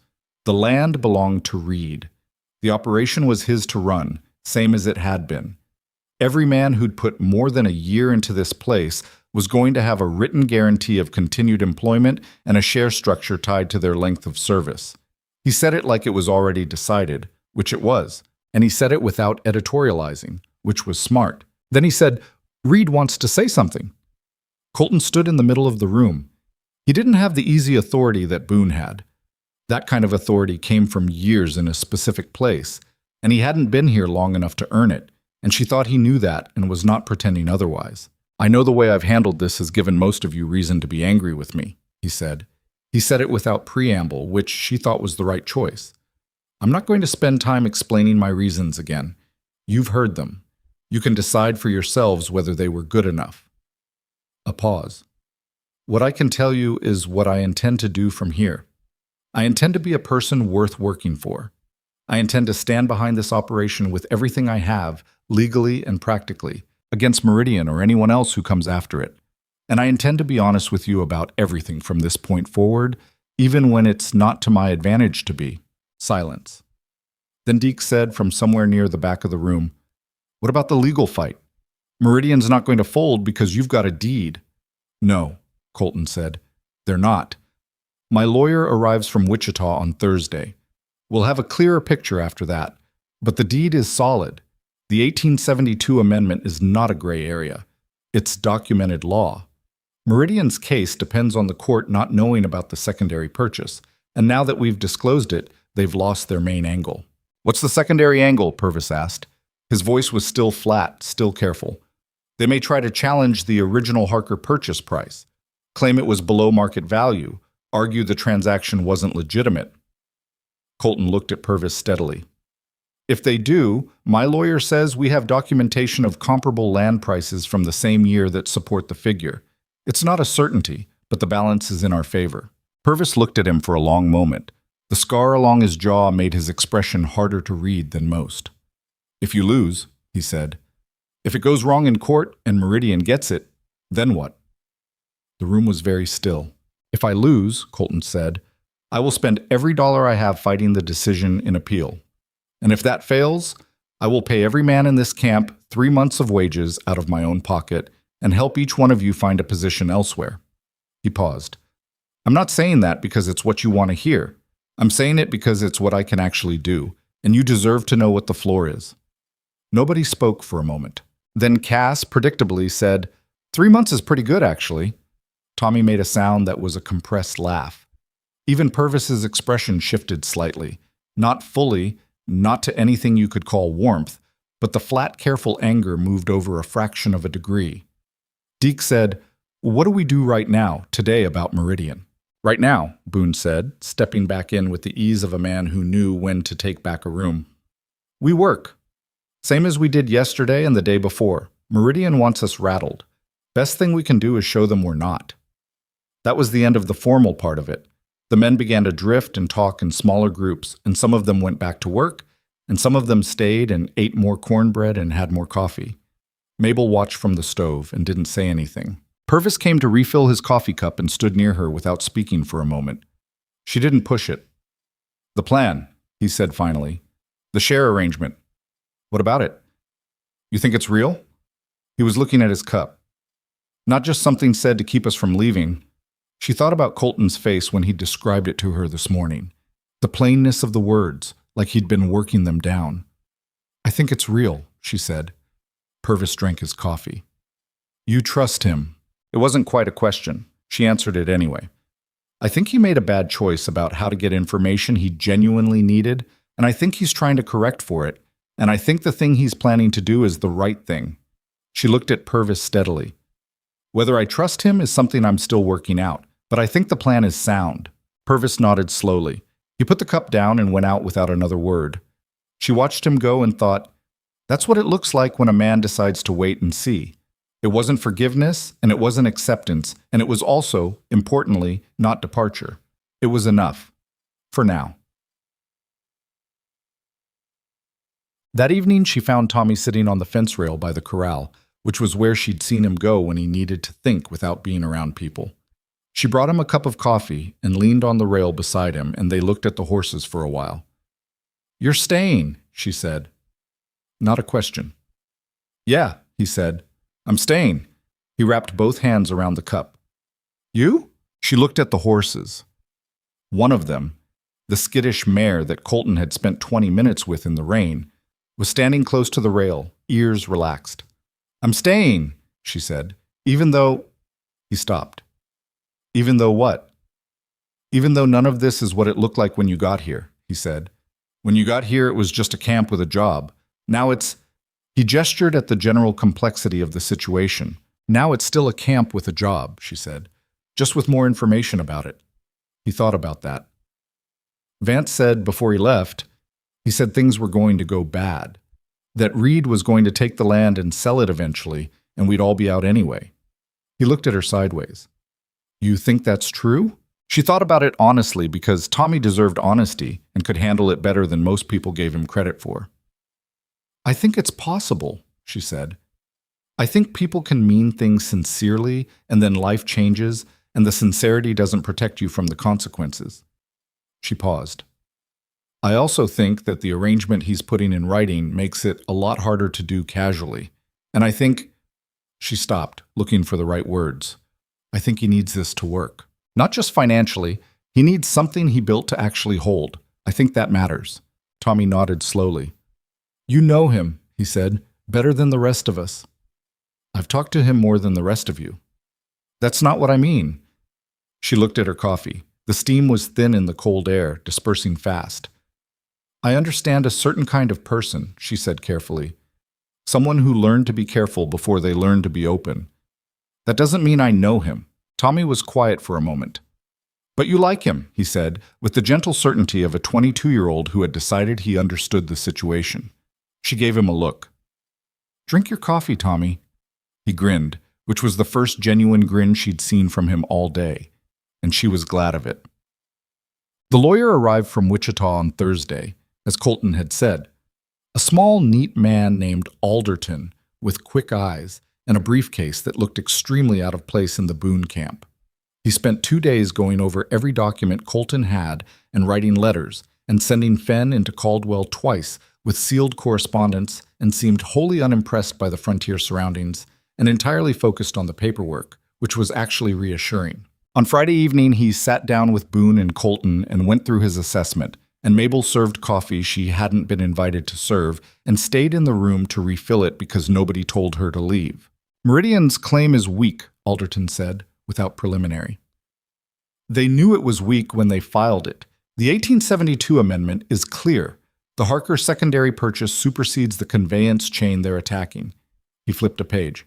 "What they're betting on is that you don't have the resources or the knowledge to challenge it properly. They've done this in 3 other territories. Most people see the official documents and fold."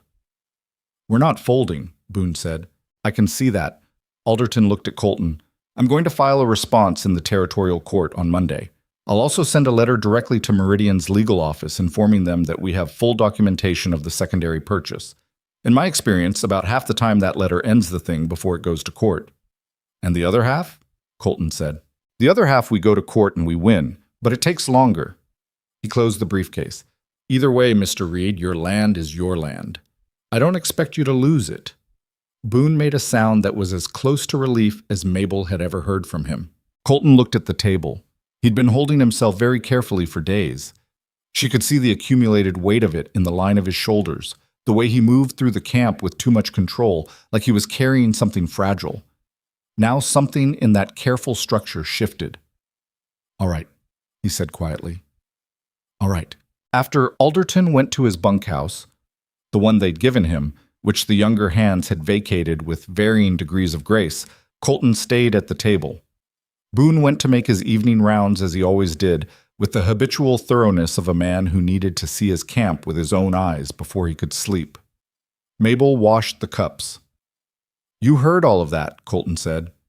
"I was in the room," she said. "You're always in the room. Someone needs to keep the coffee coming." He was quiet for a moment. "Mabel?" She turned around. He was looking at her with the direct attention that had gradually become less surprising and more simply part of how he was. "I need to ask you something," he said. "You can ask." "This arrangement, the guarantee for the men, the share structure, what I'm planning to put in writing," he stopped. "I want to include you in it." She looked at him. "I'm the cook. You're—" He stopped again, and she could see him discarding several versions of what he wanted to say. "You're the person who kept this camp from tearing itself apart when it had every reason to. You're the reason Purvis didn't leave. You're the reason Tommy is still here thinking clearly instead of making a decision out of fear." He paused. "You've been here 2 months, and you've put more into this place than men who've been here 2 years.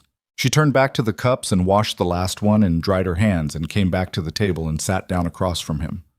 "What kind of arrangement?" she said. He told her.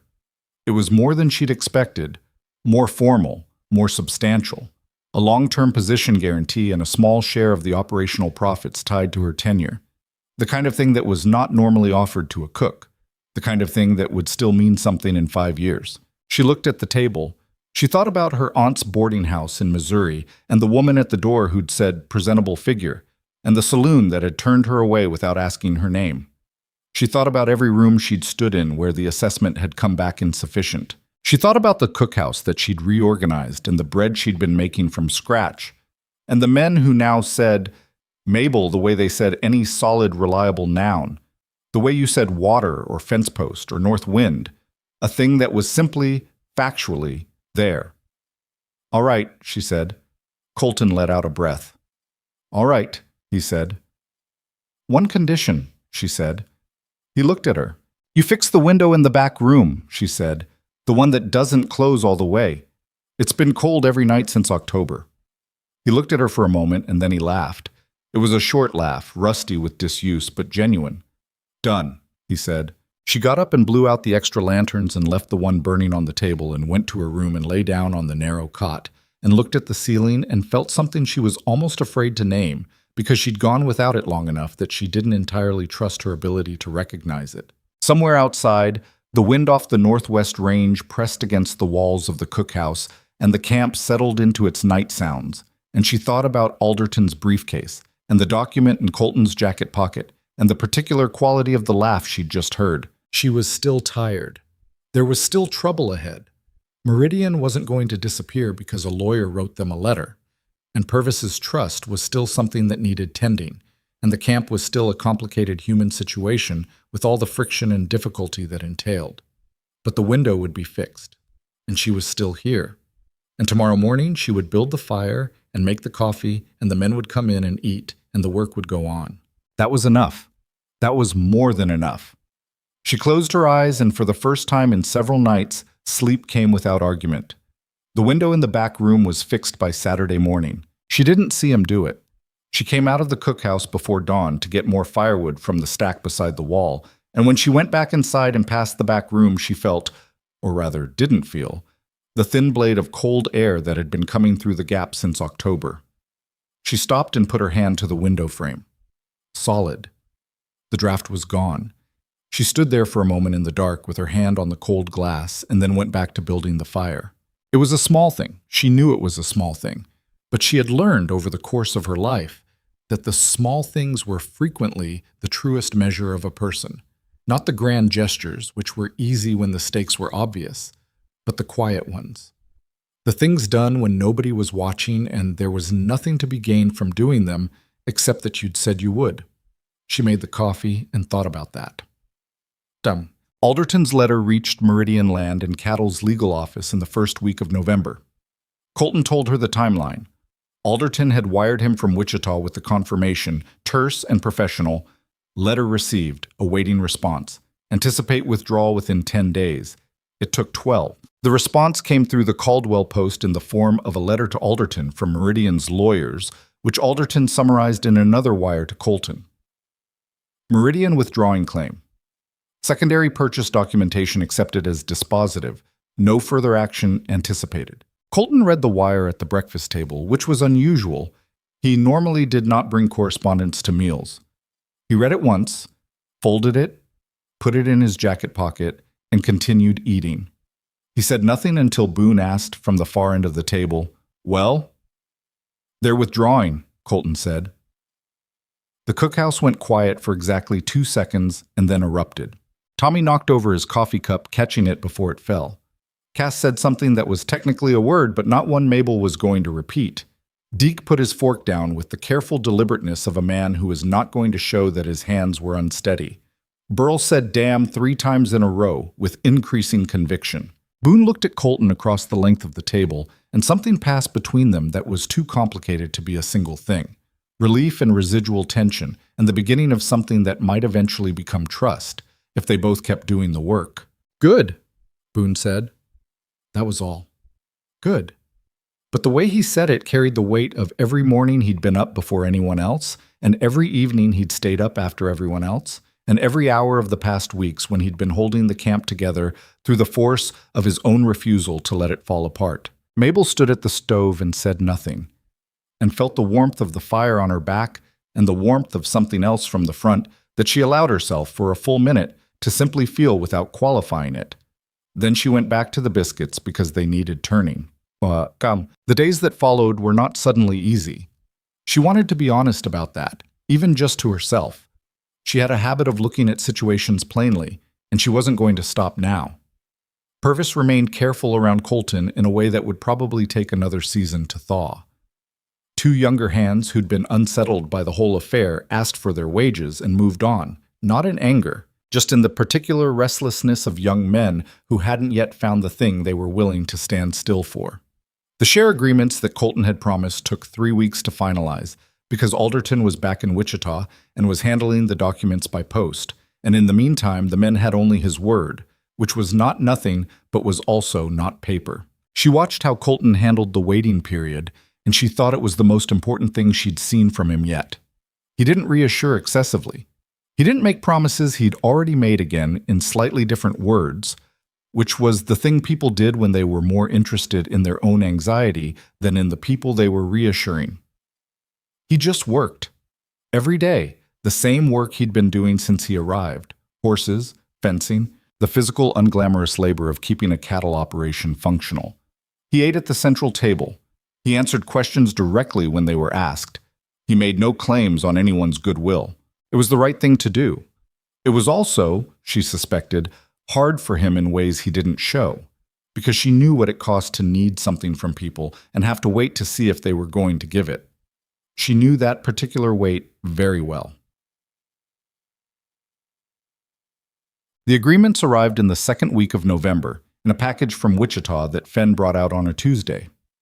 Alderton had sent individual copies for each man, organized by name, with a covering letter that explained the terms in plain language. Colton distributed them at supper, sliding each envelope across the table to its recipient, and then sat down and ate his meal while the men read. She watched them read. She had her own envelope in the pocket of her apron and had already opened it privately in the cookhouse while the stew was simmering, unfolding the pages with care and reading them twice. The terms were what Colton had described. The language was clear. At the bottom, his signature, Colton J. Reed, in the same neat, precise hand she'd seen on the deed he'd shown her in the barn that morning.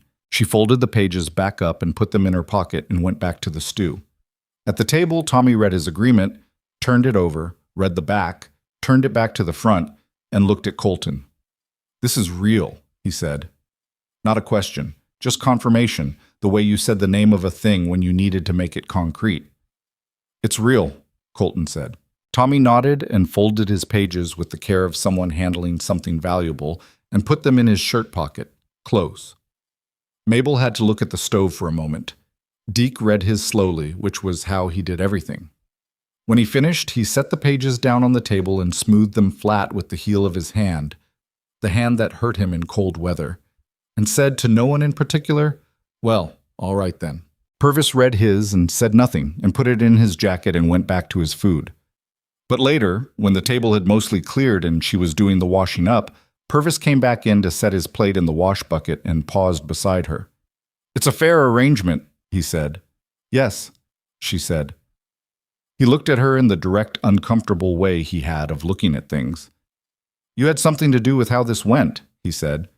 "I made food," she said. "That's not what I mean, and you know it." He picked up his cup and then put it down again. "I was close to leaving, after he told us. I had my gear half packed." He paused. "You didn't try to talk me out of it. That wasn't my place." "No. But you didn't leave either, and that—" He stopped, looking for the word. "That mattered. To me. More than you probably know." She looked at him steadily. Purvis was not a man who said things like this easily. The effort it cost him was visible, and she respected the effort enough to receive it plainly. "I'm glad," she said. "I mean that." He nodded once and went out, and she thought about what it meant for a man like Purvis to say a thing like that. It meant quite a lot. December came in hard, the way it did on the frontier, not gradually but suddenly, like a door opening into cold. The first real snow fell in the second week, and the camp adjusted its rhythms accordingly, the work changing character without stopping. Mabel added hot soup to the midday meal, real soup with marrow bones she'd been saving, and moved the coffee to an all-day arrangement where there was always a pot on the back of the stove regardless of the hour. The cookhouse had become, in the months since she'd arrived, something more than a place where food was made. She hadn't planned this, hadn't planned any of it, had simply done the work in front of her the way she always had. But it had happened incrementally, the way most real things happened. Men came in not just for meals, but between them, for a cup of coffee and 5 minutes out of the wind, or to talk about something that was bothering them, or sometimes just to sit in a room where there was warmth, and someone who would pay attention without requiring them to explain why they'd come. She kept a small bench near the stove for this purpose. It was almost always occupied. She thought sometimes about what her Aunt Vera would have made of this camp.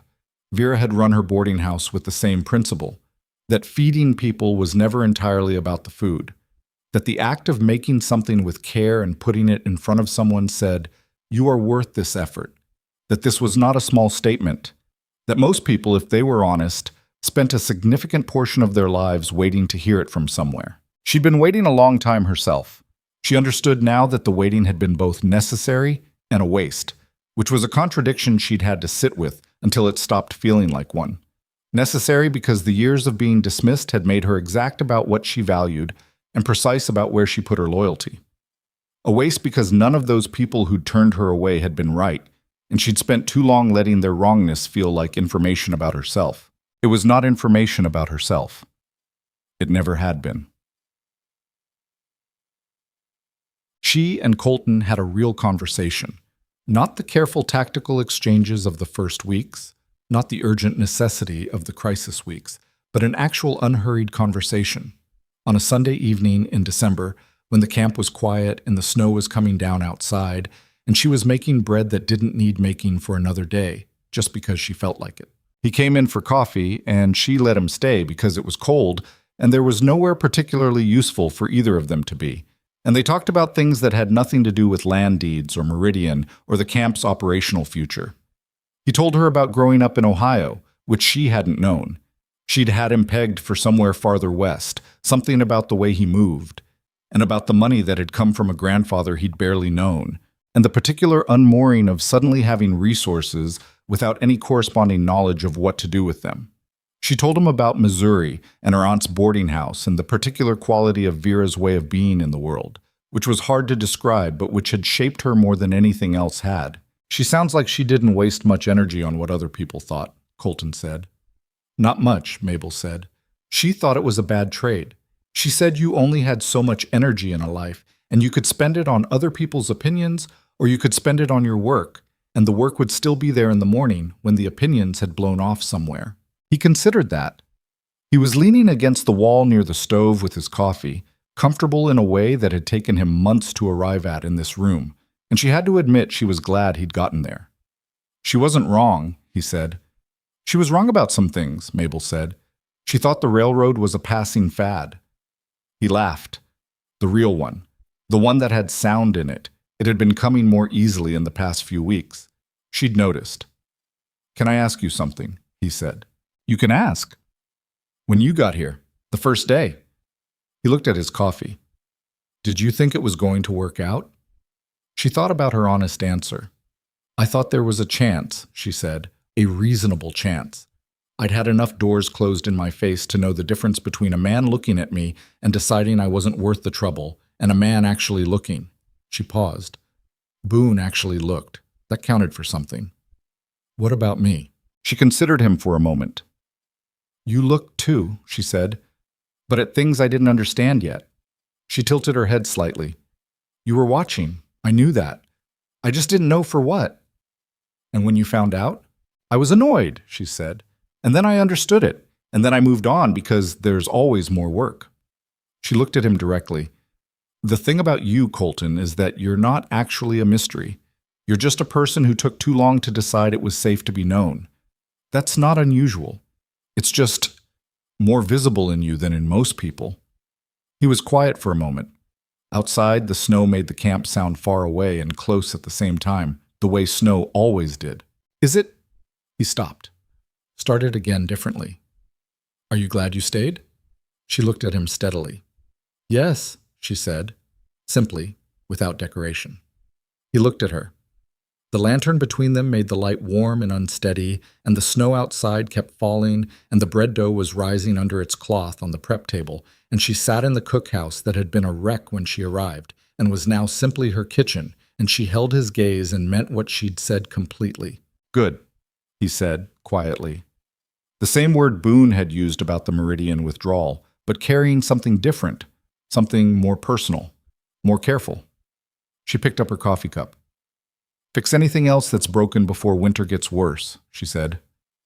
That barn door on the north side has been hanging wrong since October, and one good wind is going to take it off entirely. I'll look at it tomorrow, he said. Tonight, she said, before it freezes worse. He put his cup down and went out into the snow. And she listened to his footsteps until she couldn't hear them anymore, and then she turned back to the bread and pressed her palm into the dough and felt it give and thought, yes.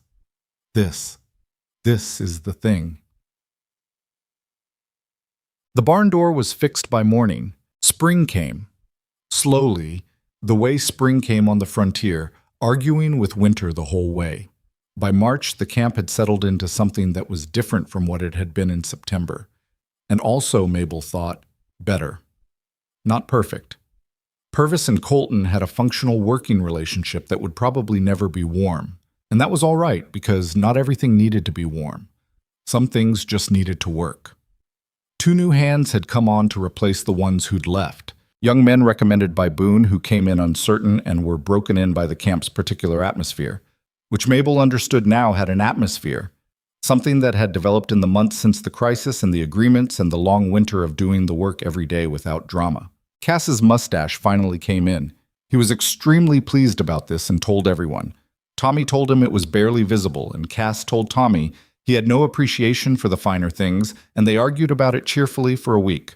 Deke's hands hurt less in the warming weather, and he came back to the table at mealtimes with the easy sociability that cold suppressed in him, talking more, laughing at things he wouldn't have laughed at in December. She watched it and thought about how much of a person's character was just weather. How much of how we are with each other depends on whether we're warm enough and fed enough and not afraid for our futures.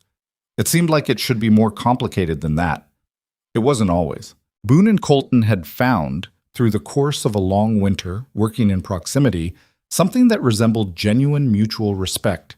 She could see it in the way they talked about the operation. Boone brought the knowledge and the authority of years. Colton brought resources and a long view, and the particular perspective of someone who had stood outside of things long enough to see them clearly. They disagreed regularly. Neither of them wasted time being gracious about the disagreements. which she thought was probably healthier than the alternative. They argued about cattle management and the pace of expansion and whether to hire a third hand before summer and whether the north fence needed full replacement or just repair. They did not argue about who the camp belonged to. That question had been settled, and settled in the right direction, and Mabel thought that counted for a great deal in a world where most things didn't settle that cleanly. In April, she walked the North Rise for the first time. She'd been meaning to since October, since the first time she'd watched the riders sitting up there in the gray afternoon light, and somehow it had never happened. There was always something that needed doing in the camp, always a meal or a repair or a conversation that came first. But on a Sunday afternoon when the weather was mild and the men were having their one day of genuine rest, she tied on her jacket and walked up. It took longer than she'd expected. The rise was farther than it looked from the cookhouse window, and steeper, and by the time she reached the crest, she was breathing harder than she'd have liked to admit. She stood at the top and looked down. The camp spread below her, small and ordered. The cookhouse she'd reorganized, the bunkhouses, the corral where the horses moved in the Sunday afternoon ease of animals without work to do, the water tank on its stilts, the barn with the north door that opened and closed correctly now, the thin gray thread of smoke from the cookhouse chimney, because she'd left the fire banked and the coffee on as she always did even when she wasn't there, because someone might want it. She could see why the riders had come up here. It was a good view. From here you could see everything and be seen by nothing. She thought about what it meant to finally be on this side of the watching, to be the thing seen rather than the one seen. The camp was hers, not in the legal sense, not in the way of deeds and territorial records, but in the way that mattered more than those. She had made something there. Not from nothing. Boone had already built the structure, the men had already put in the years, but she had made something that hadn't existed before she came, something that had a shape to it that was partly hers, and that was not nothing. That was in fact quite a lot. She thought about every doorway she'd stood in and been found insufficient. She thought about the woman with her presentable figure and the saloon that hadn't asked her name and the long road from Missouri to here, all the towns that had been almost home and turned out not to be. She thought about what she would tell the version of herself who had stood in those doorways, tired and dusty and nearly out of hope, as she had been on the day she'd stepped off Fenn's wagon. She would tell her, keep going, not because it always works out, and not because the people who closed their doors were going to be proven wrong in some satisfying public way. Some of them had moved on and would never know anything about her life. That was fine. She would tell her, keep going because the place that fits you is not the same as the place that accepts you most easily, and finding the difference takes time and costs something and is worth it. She would tell her, you are not the sum of what other people decided when they looked at you. You're the sum of what you do when no one is deciding. A sound behind her, footsteps on the slope, unhurried, the particular sound of someone who had done some walking in their life. She didn't turn around immediately. She kept looking at the camp below and at the land that spread beyond it, the range going gold and green in the April light, the sky doing its enormous frontier thing. Colton came to stand beside her. He was breathing slightly harder than she was, which she noted with quiet satisfaction. I saw you walking up, he said. Thought I'd... He gestured vaguely at the general idea of joining her. The coffee's on, she said. It'll hold. They stood in silence for a while. It was a good silence, the kind they'd developed over the winter that didn't need to be filled. How does it look from up here, she said. He looked at the camp, really looked at it the way she had been looking. She watched his face go through something. Not simple, not a single thing, but the kind of complicated feeling that had more than one truth in it at once. Different than I thought it would, he said. Better or worse? He thought about it seriously, which she'd learned to appreciate about him. He didn't give quick answers to real questions. Better, he said finally. It looked bigger in my head when I bought it, more significant somehow, like a statement. He paused. Now it just looks like a place where people are working. That's what it is, she said. I know. He looked at her sideways. I mean that as a good thing, not a small thing. I know you do. The wind came off the range from the northwest, the same wind she'd been waking up to for months now, and it smelled of the same things, dry grass, distance, something alive and open that she didn't have a word for. Below them, one of the horses in the corral, lifted its head toward the sound of the wind, ears moving. The skittish mare. She'd stopped being skittish somewhere around February. "I've been thinking about something," Colton said. She waited. "This fall," he said, "when the season settles and the legal business is fully behind us." He stopped. "I want to build a real structure on the south end, not just a camp, something more permanent, a proper kitchen, to start, with the right kind of stove and storage that doesn't require reorganizing everything every time Fen brings a supply run." She looked at him. "You want to build me a kitchen?" "I want to build a kitchen for the operation," he said carefully, "that you would run and design the layout for, so it works the way you need it to work instead of the way it ended up by accident." She thought about that, about what it would mean to have a space that had been built for the work rather than adapted to it, about the window that was fixed and the latch that was fixed and the north barn door that was fixed and the pattern that she was only now consciously naming. "That's a significant expense," she said. "I know. The north fence might need to come first." "Boone says the same thing." He looked at her. "I think I can manage both." She looked back at the camp. The smoke from the cookhouse chimney was thin and steady, going straight up in the still air and then bending at the top where the wind caught it, and she watched it bend and thought about bent things and their uses. "All right," she said. They stood there a while longer until the cold at the crest of the rise made standing without moving impractical, and she turned to go back down. He fell into step beside her, slightly downslope, which was the safer route with the ground still soft from the winter melt. Halfway down, she said, without quite planning to, "I used to think that belonging somewhere meant that somewhere had chosen you, that it was something that happened to you." He glanced at her but didn't say anything, which was the right response. She was working something out, and he'd learned to hear the difference between talking and thinking out loud. "It's not like that," she said. "You make belonging. You build it out of the same things as everything else out here, showing up, doing the work, being honest when it's easier not to be."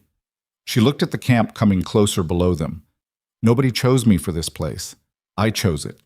And then I did the work until it was mine." She paused. "I think that's how it works," she said.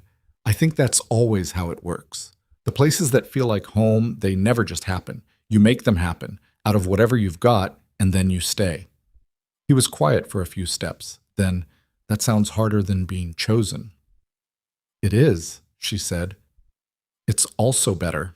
They came down off the rise into the camp, and the cookhouse smoke, and the sound of the men's voices from the bunkhouses and the horses in the corral, and the camp received them back into itself the way a place receives the people who belong in it, without ceremony, without remark, as simple fact. She went back to the cookhouse.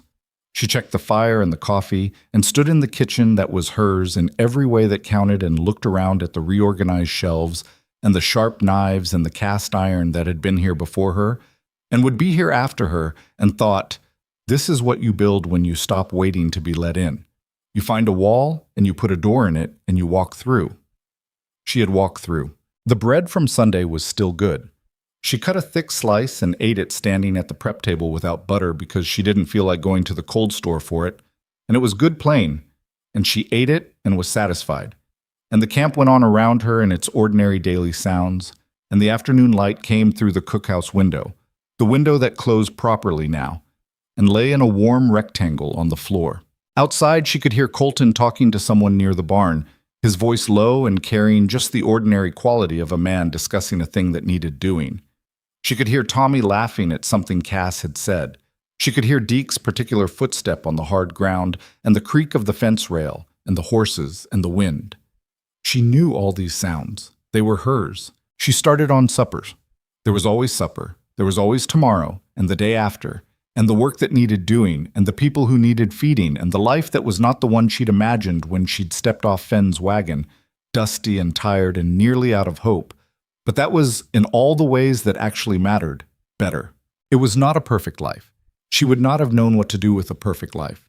It was a real one, with real people and real difficulty and real warmth, and she was in it, and she was staying. That was enough. That had always been enough. She just hadn't known it yet, back when she was looking for someone to tell her so.